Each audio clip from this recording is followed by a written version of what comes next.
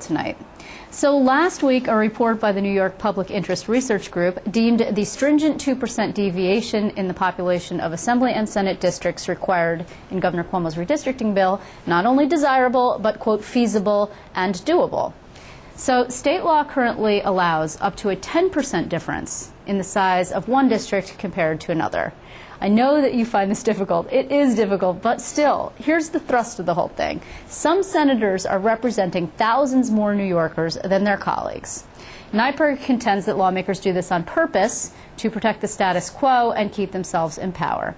My next guest disagrees. Is that correct? Assemblyman Jack McEneny? It's not a matter of law. It's the courts are the ones that have given a 10% from the highest to the lowest, right. Not the law.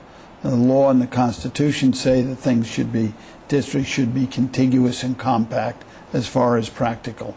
It was a very wordy 6-7 page report, single-spaced. It's an opinion.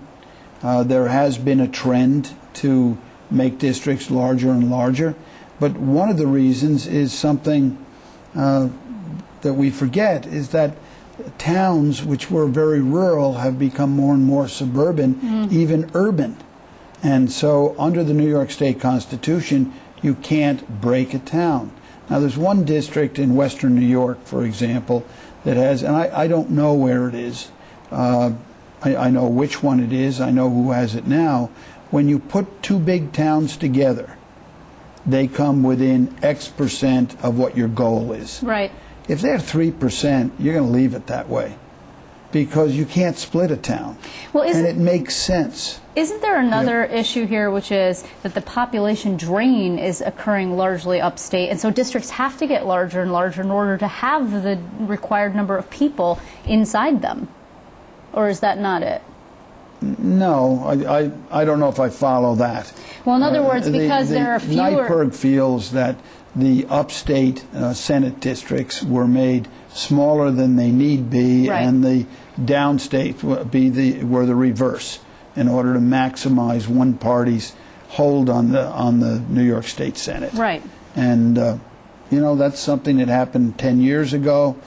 I don't really care why it happened, how it happened, what the mechanics were. I can only deal with what is in front of me right now.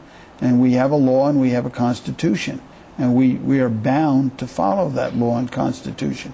What happens sometimes with the NYPIRG report is they come up with a sweeping statement that the only reason this is done is X or Y. And when in fact I know, having dealt with some of these enormous towns, when you put 2 or 3 of them together, you're not going to be within a nice, neat 1% above or below the average. Right.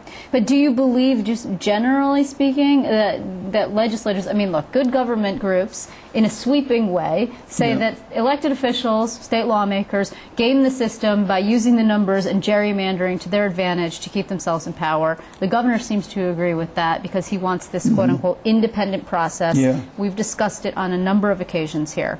Do you agree that the system is being gamed, these numbers are being gamed by elected officials to keep themselves in power? Or disagree? I don't know. I don't make a judgment on it because we haven't done it yet. And I'll wait and see how it is. I know we're trying to keep them as close as possible. As far as gaming the system, that's pretty judgmental. I've seen a lot of conclusions sometimes that are just out of whack. People that don't understand the Voting Rights Act of 1965, which might make you stop in dealing with a minority-majority district at, say, 3% below the norm, because it won't be minority-majority if you, in fact, add more non-minority numbers to it. And that's federal law trumping your local law or even your local preference, perhaps. So what's going to happen? I'd like to see what the governor would like to draw up, because he has the advantage of all these different groups, because, you know, this is a no-win. 50% of the people aren't going to be happy because their neighborhood got split or it wasn't put in, and so on and so forth. This is an absolute no-win politically, and it always is, because there are always going to be people that could have drawn it, quote, better. Okay, so that's interesting. The governor actually has said, I'm going to veto anything that's not independent. You and I have had a conversation sure. about that. He's also said he's open to a compromise, whatever a compromise might Whatever be. that is. Do you have any idea what that might be? I could make recommendations to him. It would seem to me the first thing you need to do is read the bill that comes before him and find out where it's weak and where it's strong, and perhaps have your independent group make some recommendations. The only thing that I would ask, if somebody wants to make any amendments, is they do the entire map. Because with tunnel vision, you can always improve a district. But now you just messed up the districts on either side of it. And the math has to come out. It's like a puzzle. Right. You can't force a piece in. It has to come out exactly. So here's the other problem that we have right now, and this is sort of like a redistricting update that we're getting from into here. We have a number of balls in the air, right? We've got Lat 4 going around and doing its hearings. We have the prison gerrymandering lawsuit that we just had in court, and we're waiting for a decision. And we have the Department of Justice perhaps going to make a decision about whether or not... Another wild card, and the sooner the better. Right. For anything in the courts. So when we don't know is the bottom line. Yeah, it's very difficult because you can't force an independent entity to do things the way that you want. We'd like to see the courts make a decision so we'd know where we were for the political calendar, we'd know where we were for the final count for every census block in the state. Right. And what is your timeline now waiting for those courts to act? I'm working on a worst case scenario that we're going to wind up with a June primary and preparing to rush this thing to the point that the legislature can vote on it, say, in the first part of February. And that's a lot of work. And it sort of wears out one's patience with some of the academic debates. We don't have a lot of time. And I don't see that changing, to be honest with you. I see a June primary. The Justice Department came out and demanded that the federal court establish an August 18th primary because the state hadn't acted. That would be horrible. The schools, or some of them, are under renovation. They're not open or staffed yet. That's where most of the voting takes place, is in some communities. That's a horrible suggestion, but that's what the Justice Department suggested. Half the people are going to be on vacation, right?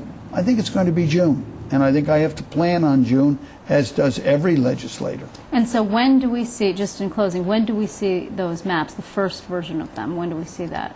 We'll have to see them for the second round of hearings, which would be December. Okay, that's right around the corner. December, and then 14 more public hearings with people talking about specifics that could be improved rather than a more philosophical approach. Okay, it's about to get uglier. All right, so Jack McEneny, thank you very much for being with us.